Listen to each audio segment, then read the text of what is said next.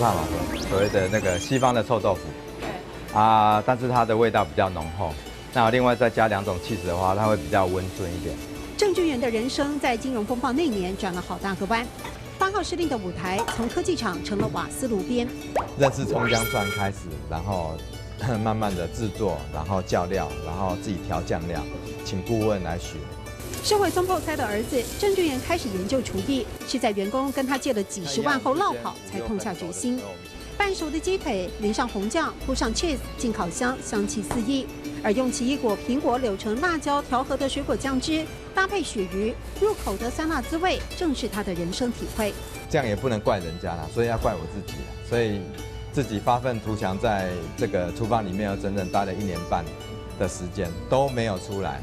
他想做餐饮，外行很难领导内行，考取丙级执照是第一步，餐厅风格则跟太太研究。欧洲花园的氛围，结合太太喜欢种的香草入菜，渐渐赢得客人青睐。我18岁就认识他嘛，然后一直到现在这样，我就觉得好辛苦哦，因为他就是很积极进取的人，他就是不管做什么事情就是非常投入，很认真。午餐忙碌时间，郑俊元也得帮忙，因为这天让店长去上英文讲座了。他还计划出钱让厨师进修考证照。不要好高骛远，对要看到自己前面的你手上端的那一碗饭比较重要。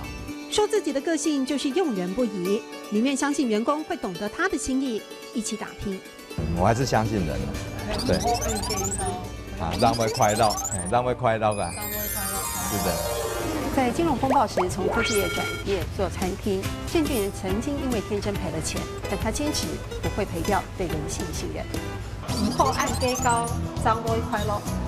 唔好按鸡高，张位